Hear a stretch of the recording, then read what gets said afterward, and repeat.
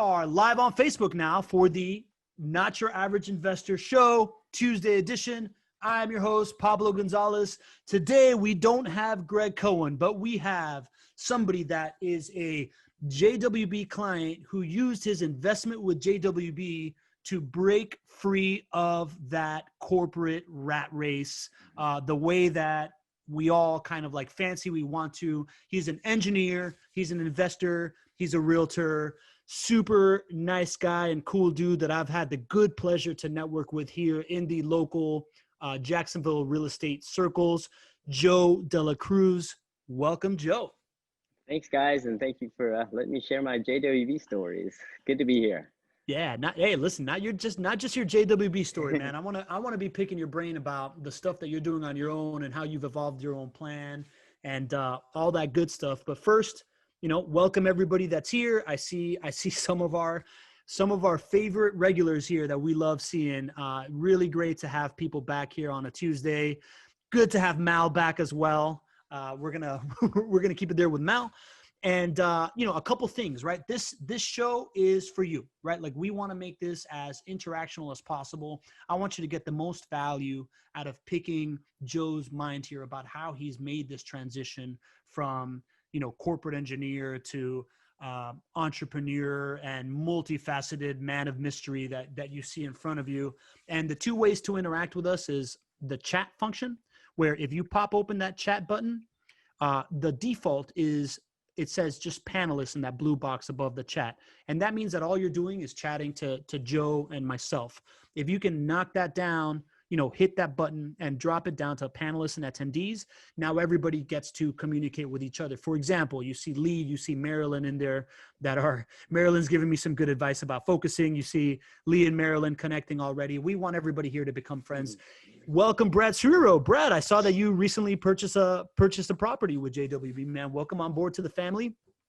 And apart from the chat function, the other great place to interact, and specifically if you want a question asked to Joe here on the show, is pop open that Q&A button on the bottom right.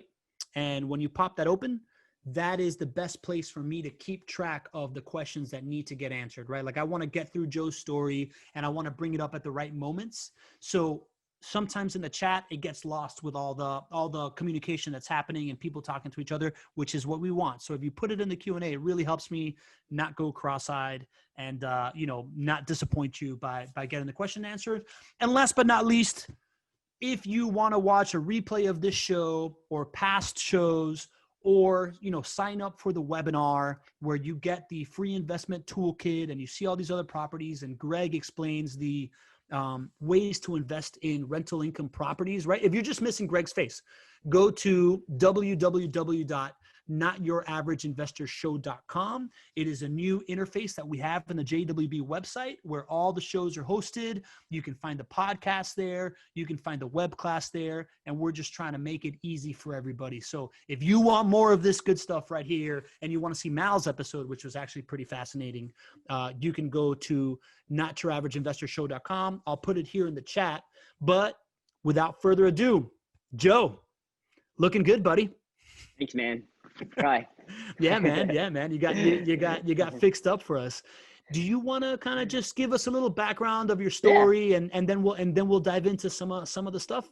Yeah, absolutely. All right. Well, so my name is Joe Dela Cruz. Got a beautiful wife named Jennifer. She goes by Jeng, and 3 kids, Jaden, Mia, and Gabby. And they're 13, 12, and 9. And so I'm from here. When I was 3 years old, we moved here. I'm originally born in San Diego, California.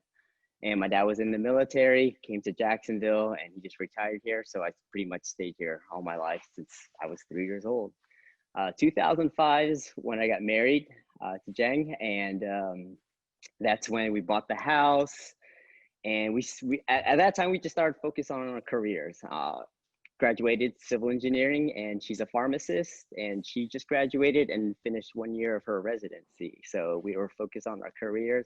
And at that time when we were married, by my bedstand was this thing, Rich Dad, Poor Dad. And I brought it down to show you guys. So it was this was a set. So it had Rich Dad, Poor Dad, and then it had cash flow quadrant and guide to investing. So that was in 2005.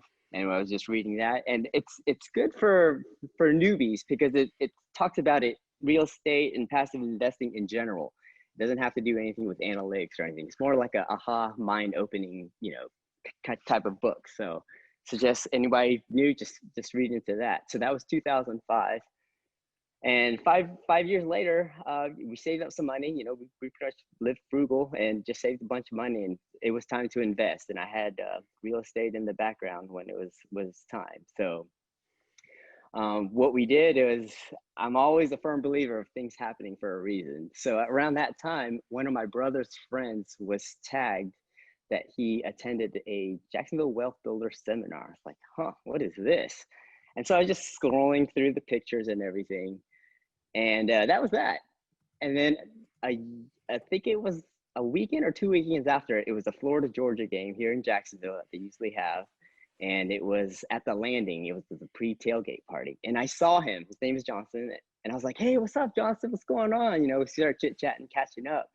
And then I said, hey, man, I think I saw you tagged in this Jacksonville Wealth Builders seminar. What is that? And he said, oh, well, actually, they're having another one next month. You want me to sign you up? And in my head, it's like, yeah, cool.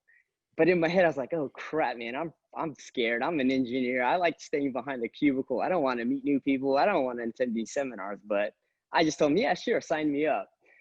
And so I told my wife, Jang, about it. And back then, they were having 3-day seminars, a Friday, Saturday, Sunday, about their products and stuff. So we took off a day of work, went for the 3 days. And so basically what it was is a turnkey rental property. And I had no idea what that meant. So what it is what they would do is they would buy a distressed home. They would renovate it, make it nice and pretty. And then they would put a tenant in it. And then they would manage it. And once that whole package is ready, they'd sell that whole product to an investor like me. And so I was like, that's kind of skeptical, but makes sense and everything. So, we attended the seminar, and it was that time Greg forwarded me an Excel spreadsheet of a specific property. And so being an engineer, I analyzed the crap out of it, line for line, number for number. And I was looking at it and everything just made sense. I was like, it's all in the numbers. And I was talking to Jen, I was like, just look at it. I mean, it's all there. And she goes, if we don't do it now, if we don't jump in, we're not going to jump in. And, we were scared. We were nervous because we've never done anything like this before. Because when I think of rental investing in property, I think of like landlords fixing toilets, going through all that tenant process stuff. But they were just doing it all for us while we were still working our professional career. So yeah, we jumped in, gave Greg a call. We went over the property, and we did it on that one. So we got the first property, and we didn't even know who the tenants were, and it was cash flowing. And so we're just like, it is legit. So that's how we got our first rental, and how we got addicted to all this real estate stuff. That's cool, man. Joe, let me jump in there right now. So yeah, Lee has a great question. Did you have, he asks, what was your goal financially to be out of the rat race? Did you go into this thing with a passive income, cash flow goal in mind when you bought your first one? No, actually, engineering was still a part of it. I still loved the job. I just graduated. So I kind of just wanted to be in the rat race for now. But since we just had money saved up and reading that book, I just didn't want it sitting in a bank account. So I wanted it to grow. And having that 5 years ago, reading that Rich Dad Poor Dad, that's why real estate was just in the back of my head instead of, stock market where you kind of just throw it out there and stuff. Okay. And this one, you can control it. I get to analyze the numbers. I get to kind of just predict of what's going on based on the rental market. And, with us investing with them, it was basically a 30-year loan. So that was a fixed 30-year mortgage. So I can just work backwards with that. And that's what it was. It was just basically putting our money to work rather than trying to get out of the rat race for now. Okay. And so your first property, I would imagine, had I don't know. Was it back then? Was it also kind of like a $250 to $300 a month cash flow? Like, did you, what did you use? What did you use that monthly cash flow for? Were you saving up for more Oh, properties? Were you paying down well, stuff? yeah. Well, in the book, it was talking about Robert Kiyosaki was talking about letting your assets pay for your liabilities. And I really didn't know what that meant until I started looking at the numbers and investing. And back then, I think mine was about $400. It was cash flowing. So that $400 was paying for like my JEA electrical bill. So there you go. It was an asset paying for a bill. And that's like, man, I want more of these. So you know what they say, if you want something bad enough, you're going to think of ways to do it. So back then in 2010, I just kept thinking of another way to get another property. And so what we did was, back then we were allowed to do HELOCs, home equity line of credit stuff on our personal house. So I was analyzing the numbers again. If we got a home equity line of credit, and then we got a mortgage on a new JWB rental property, I was analyzing the rent, and if that tenant can pay my taxes, my insurance, my mortgage, on the mortgage part of it, and what my HELOC was, and I would be cash flowing $150. So basically, for my second property, I'd be getting a free house and free $150 cash flow, while the tenant was paying the HELOC and the mortgage and properties and taxes. So I called up JWB as Adam Eisman. So I called up Adam and said, "Hey, Adam, I got this idea about my second property. Let me know if this would work." You know, so I told him. He goes, "Yeah, man, I think it's gonna work." So sure enough, I took a HELOC out, and then they gave me the line of credit, and I put that on the down payment on my second house. So Nice. that house was, I didn't even look at it, actually. I just looked at the numbers and everything like that. The numbers look good. I said, let's rock and roll. And then, I mean, after that second house, it was just a snowball effect. My wife and I stayed disciplined. We saved up cash, and that cash flow was basically paying for some bills. So we kind of saved up a little more cash. And then we bought two new builds with JWB. So I have a total of 4 JWB properties within the span of 2 or 3 years. So just off of the cash flow savings, obviously the cash flow of the properties plus the savings that you were already doing. So that added to your savings while taking out expenses, staying disciplined. You got to, with 2 properties, you got to buy 2 more within 3 years of buying those first 2. Exactly. Kind of how you're saying it. Yeah. Interesting, man. So let me go back to number one. I think it's interesting that back then they were doing these like 3-day seminars, and now now that's the Not Your Average Investor Show, right? Like now, like we're making, instead of giving up 3 days of your life, we have this like asset that we're in front of people, right? Trying to make that piece easier. What would you say? You said you had a little bit of trepidation. You were just kind of like, well, let's go, right? What was the biggest thing holding you back then? And what was your biggest fear back then?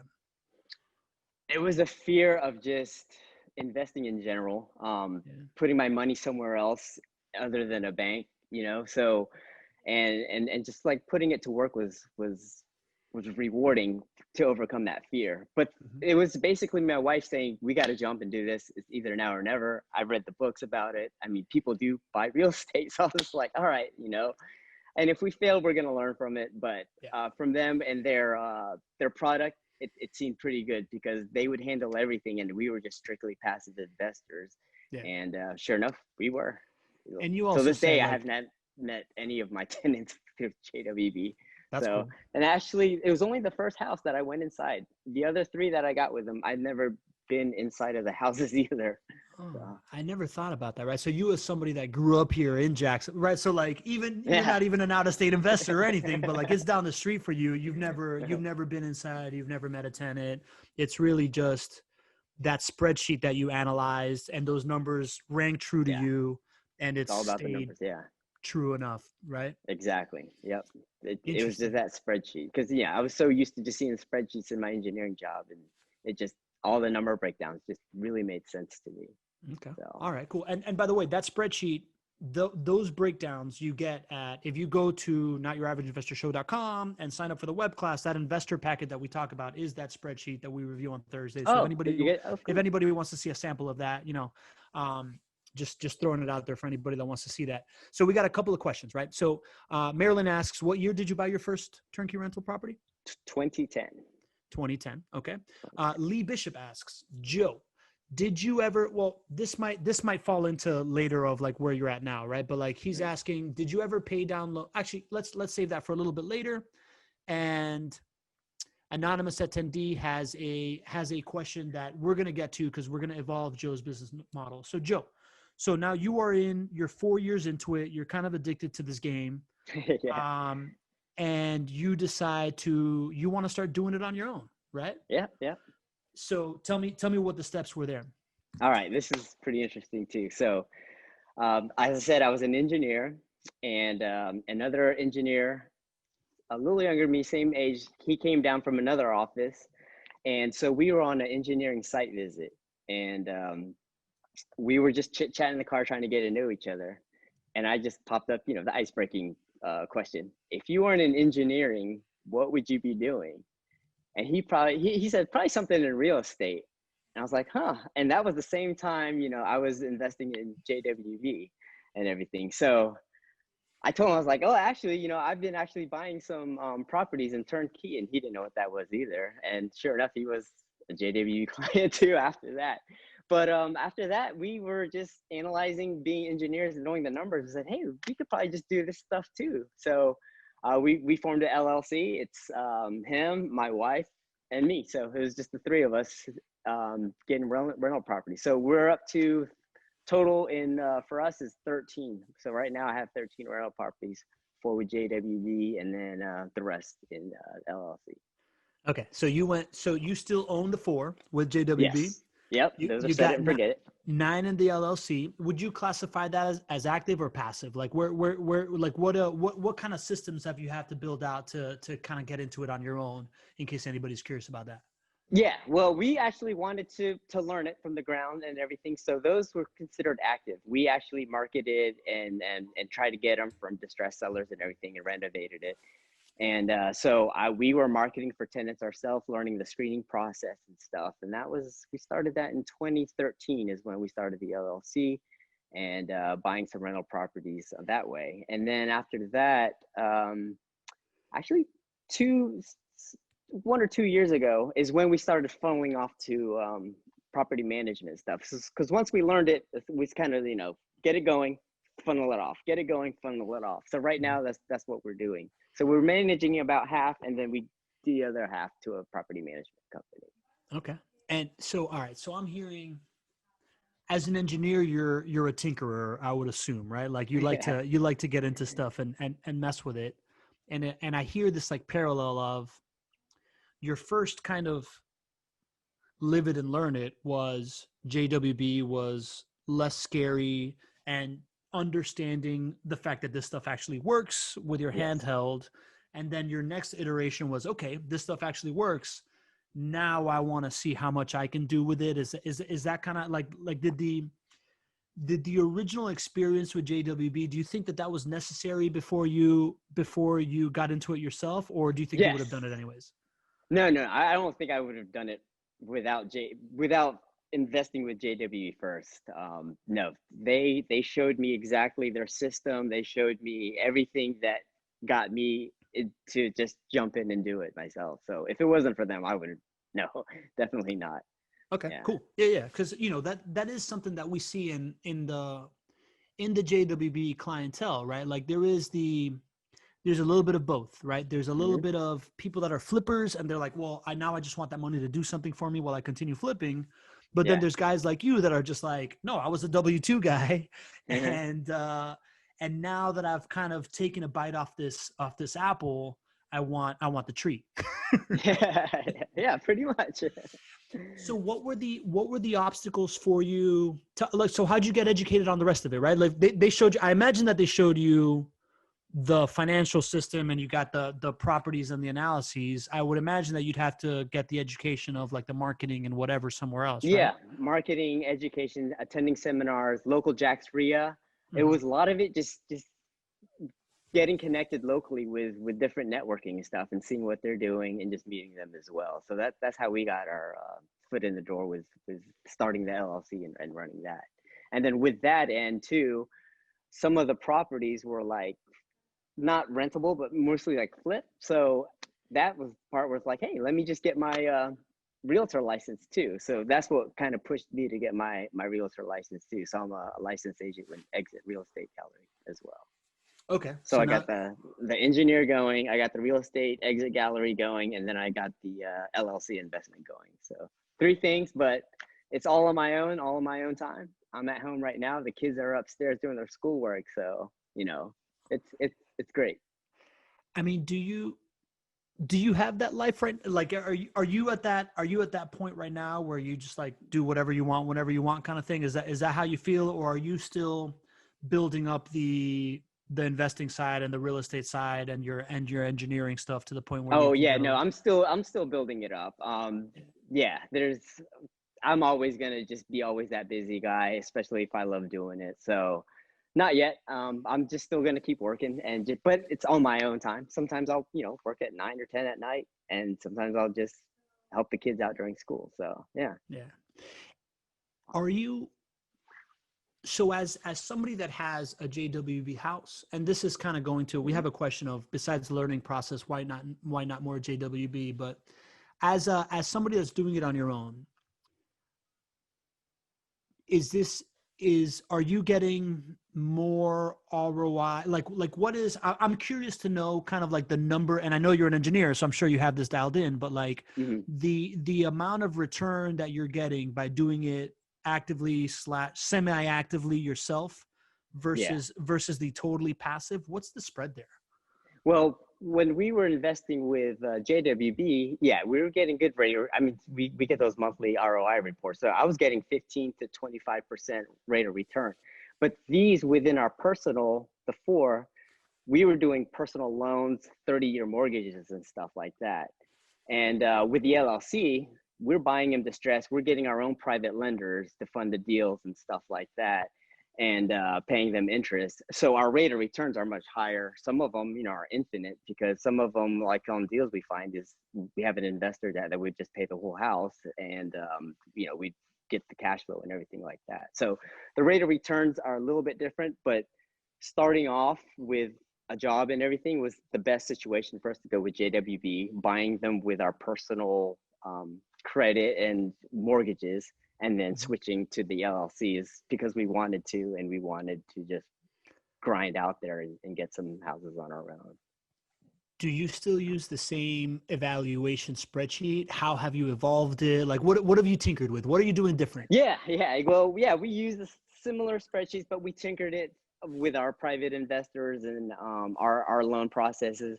And then sometimes we do the BRR methods where we buy, refinance, and do that stuff. So I'll have another tab that has a local community bank that will actually cash us out. I don't know if they'll do that lately, but like 2 years ago, they would, cash out the private lender, and then they would take on the local banks would take on the loan, and then that private lender is like, hey, I want more. So we just redo it, find another one, and just keep it going that way.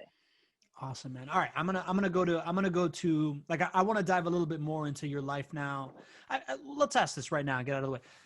Yeah. You've also got into real estate as a broker now, right? Like, agent, not a broker, but as an agent? Yeah.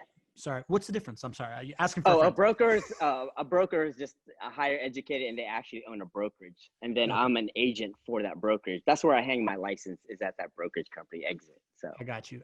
There seems to be a lot of exit real estate that does, like, do they also handle like some of JWB's like retail homes, right? Or something like that? Like, yeah, they do. Yeah, they do. Okay. Yeah. That's cool, man. As an agent, do you think that you approach real estate for your clients differently because you're an investor? Yeah, I have a little edge on the numbers and stuff like that. Definitely. I think so. Especially being an engineer with the numbers and understanding the market and inventory and stuff like that. So are your clients mostly retail, or are they also investors when you are an agent? Oh, they're mostly retail stuff when I'm an agent. Rarely any investors. Excellent. Okay. All right, man. Oh, and then the last one that I would say that I have top of mind curiosity, and then we'll dive into all these awesome questions that we have. Would you, do you think that being local here is the reason why you're able to do it on your own? Or do you think, do you think it's feasible for somebody to do what you've done and transition from totally passive with JWB to having your own operation from afar? Well, I think you would have to have boots on the ground, but definitely I've seen some other investors that invest somewhere else with boots on the ground. But local investors, yeah, definitely like have good stuff around locally here to get it going. But with JWB, you can be anywhere and just invest. Yeah. Yeah. And where do you see all right, so I'll get to like overall market questions of what you're seeing in a Yeah. second. So, all right. So Lee Bishop asks, Joe, did you ever pay down loans using the waterfall from all the other cash flow properties to become mortgage free? Have you used that strategy? That's our strategy on our LLC. So with the JWB homes with a 30-year mortgage, low interest rate, we're just going to set that and forget it and just let the mortgage over 30 years do that.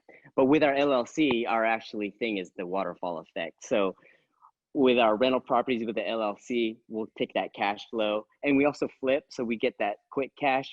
And then once a year, our goal is to just pay off one property and then a bigger waterfall, pay off the second property. And exactly what Lee was saying is our company goals. And then so eventually all our houses will be free and clear through that discipline.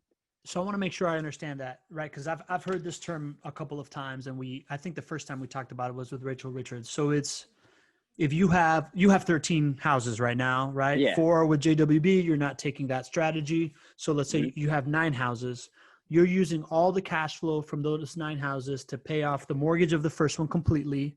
Yes. Then once that's done, now you have more cash flow from the first one, plus all the cash flow from the 8 houses that you use to pay down the second one. The second one, including some flips that we do. And yes. You are also doing flips. So it becomes a bigger nut of cash flow as you pay off one, pay down, because one now completely owned, free and clear, that cash flow goes way up. And then now you're paying off the second one. And then that continues to compound. Exactly. We at our LLC, we just call it the snowball effect, but waterfall effect too. Yeah. Excellent. Okay, cool. All right, so now I understand that concept. Thank you, Lee, and thank you, Joe, for making sure that I'm on it. So we have an anonymous attendee. Hello, anonymous. How many now are you? Okay, so how many now is answered, right? You have 13 now, all in Jacksonville? Yes, all in Jacksonville. Are you concerned about concentration risk with JWB or your geographic concentration in any way, and why or why not? No, I mean, Jacksonville is always growing. I think they're actually putting another Amazon fulfillment center too. Yeah. All our rental properties since 2010, if there was a turnover within a couple of weeks after everything is done, we'd always get a tenant. I've had no vacancies in any of our rental properties through JWB or through our LLC throughout the 10 years of me doing this. And there's a lot of people in Jacksonville. And there's no concerns regarding the rental stuff.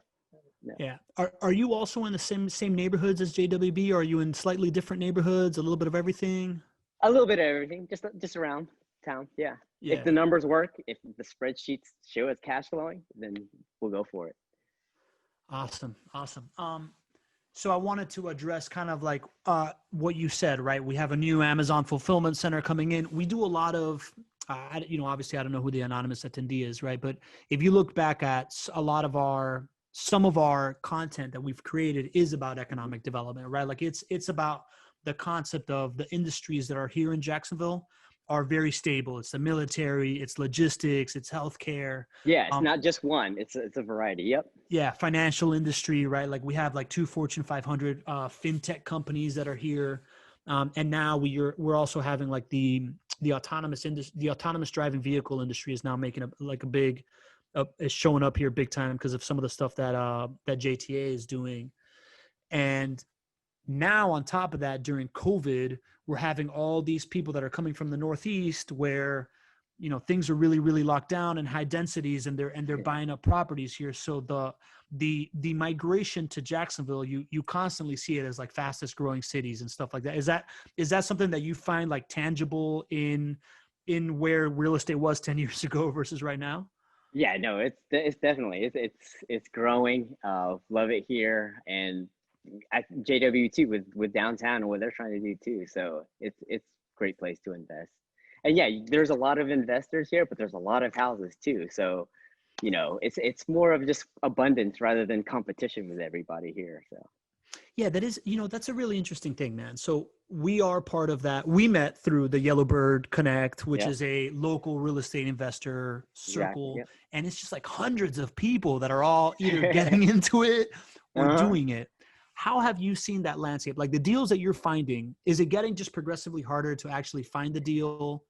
Well, yeah, it is getting harder because, when they do call, because we do a lot of direct mail, is, they'll say, I have other investors with letters or postcards too. And so, when back then there was maybe one or two, or they would just go with us. But now there is competition, but that's okay because there's a lot of houses. So. Yeah, and a lot of land and a lot, man, me as somebody that moved here 2 years ago, I just I love the lifestyle here, man. Like I am constantly selling Jacksonville to my friends in Miami and whatever, because it's such a. You got the beach here too. Yeah, for sure. All right, so Medj Garcia, welcome back, Medj. Good to see you.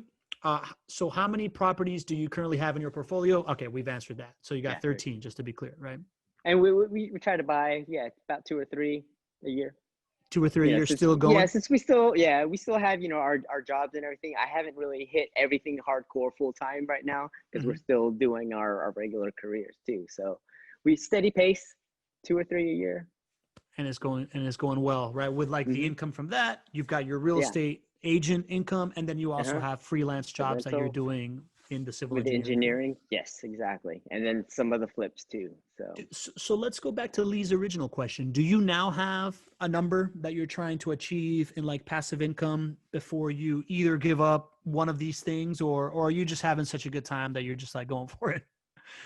I mean, right now we're just having a good time. I don't really have a number right now, but life is not as hard with all this passive income and learning how to invest and stuff. And it all just started from that crazy Rich Dad Poor Dad book. There's a lot of people I hear about like read that book and get it started. So that's awesome. I'm one of them. Yeah, listen, man. I shared it in the chat, but I've been getting pressured into reading that book since I've become the host of the show, and I finally did it. And I'm like now like an hour, I have an hour left of the book, and I'm just like, man, I wish I would have read this thing 10 years ago, because it just makes so much sense from from like in every way, right? Like I hear a lot of these conversations I had with my dad in my 20s, and now I'm just like, damn, dude, my instinct was right, and it was just like lack of education. Yeah. And it's an overall theory, right? It's not too analytical or anything. It's just a great overall type of book or audio book. Totally. It's a mindset book. It really is a mindset book. That's what it is. Yep. Yeah. And now in my, I turned 40 in less than a month, right? But like now at this age, I'm seeing it as like, okay, so this is a really good strategy to validate that one thing that didn't sit with me right before, and why I felt like I was getting bad advice, right? All right. So Marilyn Cotterman asks, with JWB, how many homes of the ones that you own are new builds, and how many are rehabs? Do you see anything that makes you lean one way or another to make your decision of which type of home to buy for those? It was basically what was available. My first 2 were renovated, rehabbed. And then my last 2 were actually brand new, new builds. And basically just looking at the numbers when they give me the spreadsheets, I just look at them and just go with them. So there was really no preference of either or the number. I mean, because if they were renovated, it was a new roof, it was new AC, new everything too. If it's a new build, same exact thing. So, and typically when they're new or renovated, the tenants will stay longer than their lease and they'll just keep renewing. So. That makes sense. So I was going to ask you, right? So do you feel it's comparable returns? Did you, on the new versus renovated, has one kind made you feel a certain pinch at any moment? Like the, I know that they put, 8 to 9% on the maintenance rate on renovated, while it's like 6% on like new construction. Do you feel that as an investor? Do you feel that coming out of your bank account anyway? No, there's really no pinch with that, because they just manage it so good. And And one thing is, it's kind of like the more you have, the less of a hit. Because, you know, if you have one house and then there's no tenant, you know, you'll get a good hit. But if you have four, it kind of just kind of absorbs everything too. And then when you have like more, it's kind of like an overall absorption when you have to do a flip or a turnover or a vacancy. Okay. So Brad Sriro has a question. Brad, Brad is one of the new. I think he either closed or put a property under contract last week. Awesome. Brad. So congrats, bud. I'm actually all right. I'm gonna go ahead and put breaking news in right now. I put a deposit down on a property on Friday, so I'm officially in the turnkey game also. Awesome. Yeah, a renovated property also. You're gonna be addicted.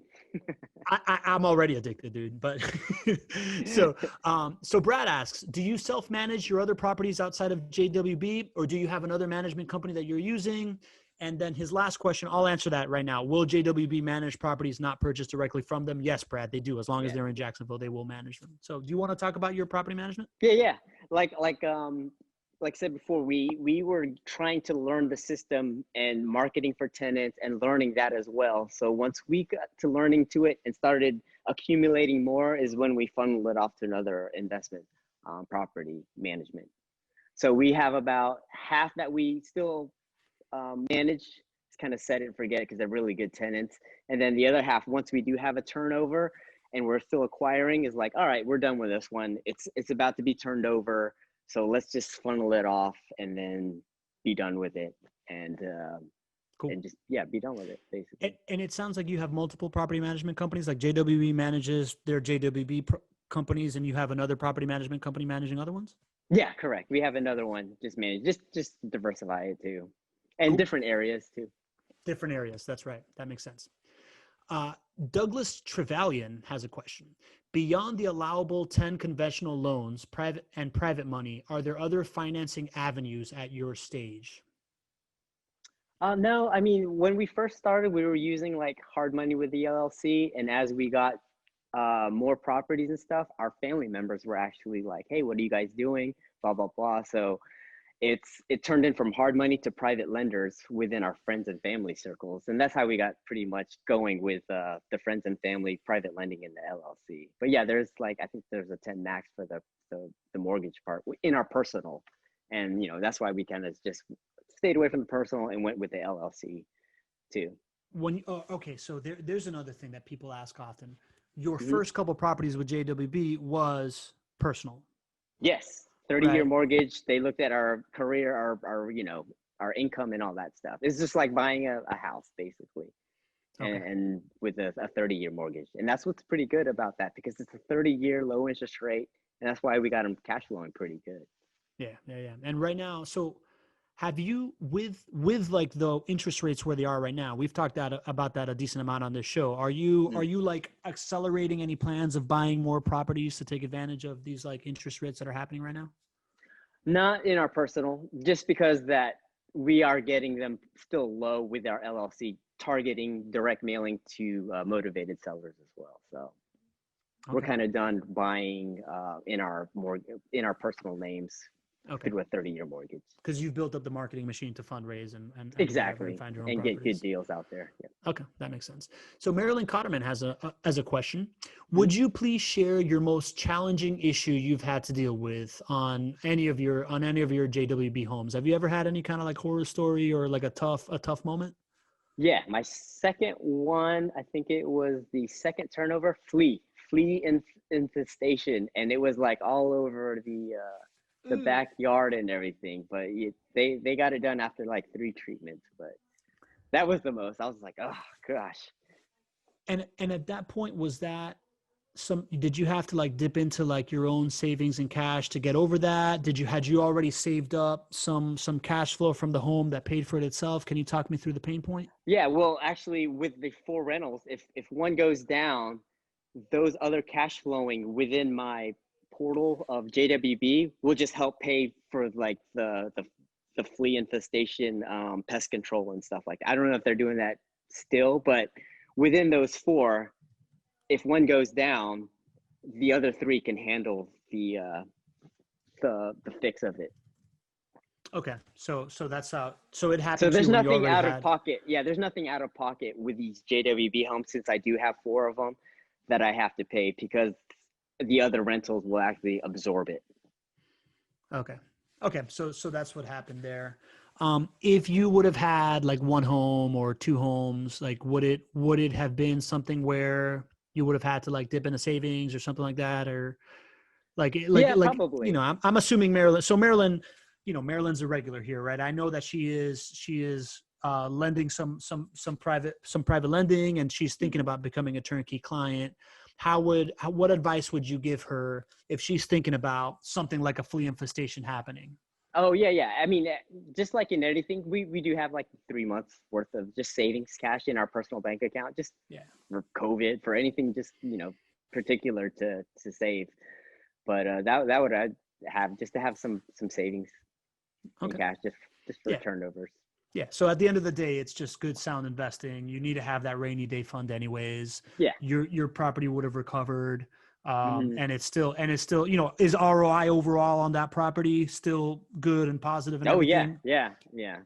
The longer it is, the better ROI. I mean, just we're just gonna pass all these on to the kids.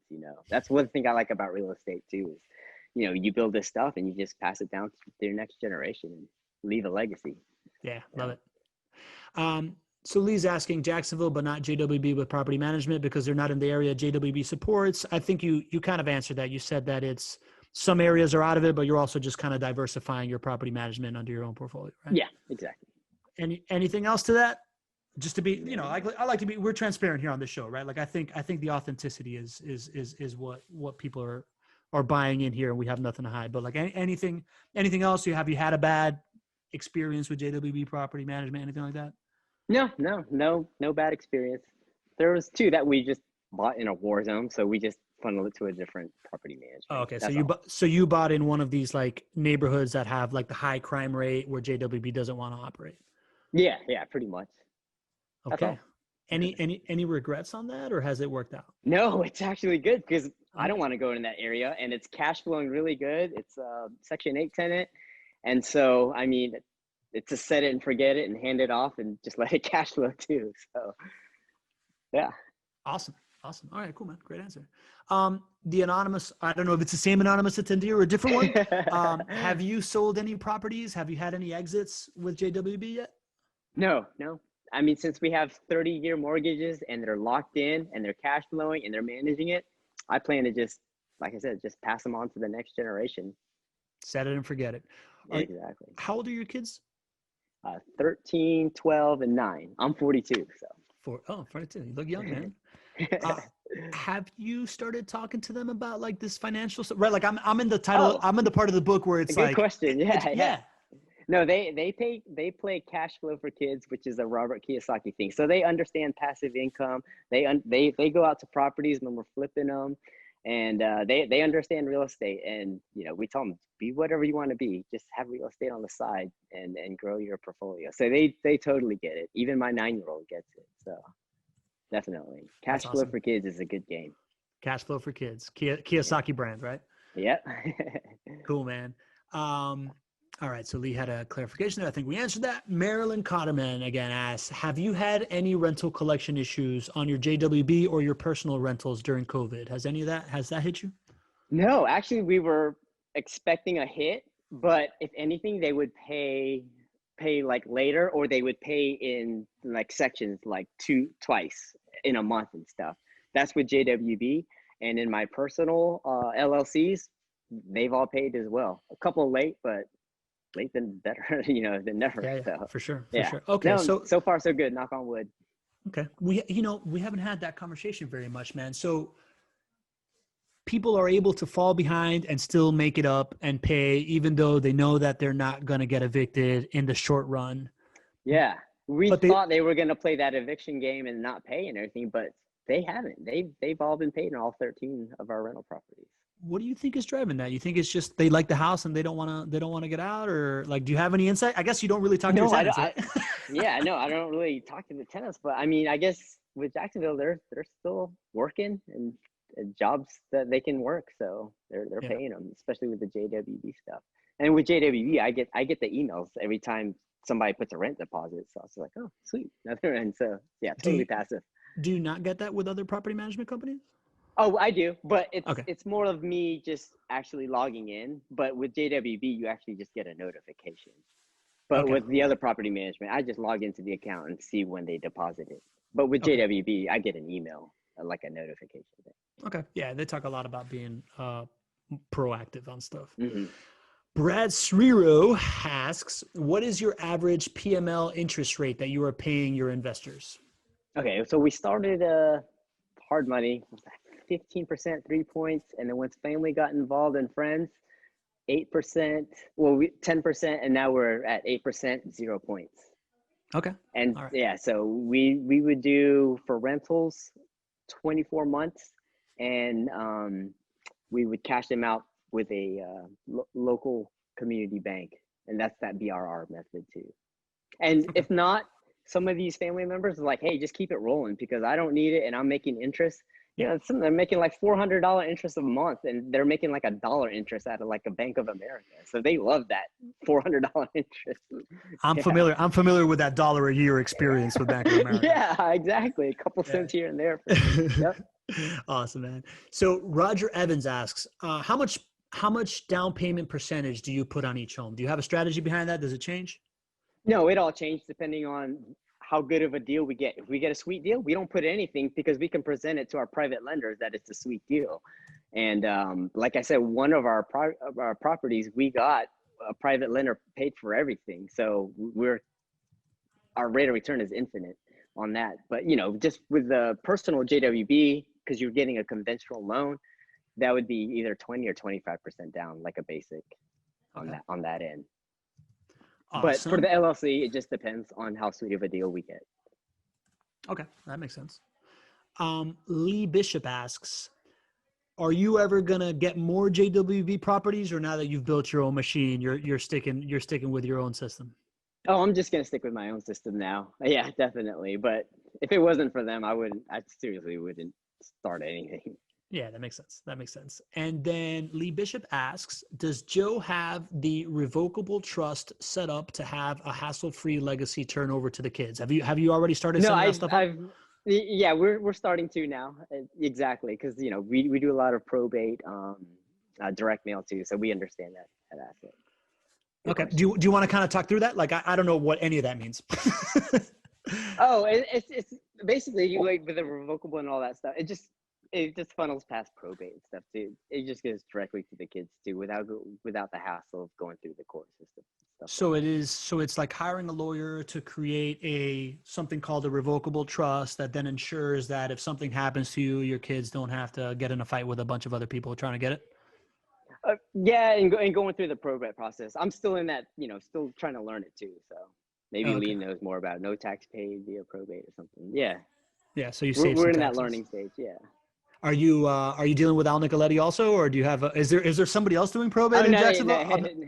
No, not yet. So, but yeah, Al would be the dude. That's awesome, man. That's awesome. So, man, I think this has been great. What do you, Joe? What advice would you give to somebody that is? So I'm going to ask you a couple of different like advice of your younger self, right? Like somebody who is thinking about whether they want to invest in turnkey rental income properties, or if somebody that is thinking about going out there and flipping houses, like what advice would you give to somebody like that? It'd be basically on their personal goals. Like for our goal was to just invest the money instead of getting that quick cash. Because when you're flipping, that's actually an active job. You're actually flipping and getting it on the market and getting that cash back. For us back then, 10 years ago in 2010, that wasn't us. We'd rather work on our career, save the money, use that money into invest something long-term into a rental property that we can have for the rest of our lives type of deal. So I think it's just up to your personal preference. If you want to make that, flip money and then reinvest it into a rental property, that we do that as well. But in the beginning, our goals was just to buy rental properties as long-term passive investments. That's our goal. Cool. what advice would you give to somebody that's starting, like they want to create like an LLC like you have to do their own rental Mhm. property investing and hold their own buy and hold? What kind of advice would you give them to get started? Network your ass off in your local market basically, and talk to those people who are doing it and how they got started. Because I mean, it's definitely hard work and it takes a lot. It's a business basically, so you're just gonna have to start a business doing it. So just talk to people and just get networking within that local market. Like you said, you could be in Jacksonville doing it somewhere else, but have boots on the ground in that market to understand. Okay. And then talk to me. So Lee's giving some advice too, right? Join local RIA, help networking Oh and yeah, stuff like that. yeah, exactly. That's how we got started. Yeah, you Local did real estate. RIA and then Yellowbird RIA came is around. Real Estate Investing Association, real estate investors. And those things are kind of everywhere, right? Oh yeah. Different people like down south, Orlando. They're just different RIA groups. Just get started. Yep. Yeah, that's good. What about education, man? Is there a source that you've gone to consistently for? So obviously read Rich Dad Poor Dad, right? Uh-huh. Or that bevy of books. What's your trusted source for ongoing education? Right now, I mean, I just that yellow networking. The Yellowbird is really good. Sometimes at night, that's my reading thing. I just scroll through like that and just see what people are doing these days, what questions they have, and just get involved social media wise on that part too. Google online stuff you can just read about and So, stuff. so, So so that's something we haven't talked about, right? Like Facebook groups are a source of information, right? So they like, are. so you actually scroll through different Facebook groups and kind of just pick out information that makes sense, Get and knowledge. then Exactly. Sometimes if it looks good, I'll just screenshot it and save it to my photo albums and stuff. So yeah, I do a lot of night reading on investment groups on cool. Facebook. Cool. Yeah. Brad Ciro is asking a question. Does Yellowbird have a Facebook group? Yeah, Yellowbird Oh definitely has a yeah. Facebook group. If you go to Yellowbird Connect, they got a real active Facebook group. Anybody that doesn't know, we have a Facebook group too, right? Like we have 1,800 people in our Facebook group. It's another place where we post a bunch of content. I'm going to put in here the link, jwbfacebookgroup.com. We'd love to have you there. You're a part of that, right, Joe? Oh yeah, Yeah. I'm So part of all that. yeah, how many real estate investment Facebook groups would you say you're in? Well, in a bunch, but there's just 3 or 4 that I really like search and stuff, and some of Okay. them are just like nationally. But I like the local ones, the JWB ones, the Yeah. Yellowbird stuff because it's local. Yeah. It does seem like the Jacksonville real estate market. And again, I don't have that same kind of like breadth of perspective as Greg may or you do, right? But it does seem like there is some really interesting dynamics happening inside of Jacksonville that it by itself makes sense to just get educated on the Jacksonville market specifically, right? Like Yeah. it is like kind of like one of the more fertile real Uh-huh. estate investment grounds in the US.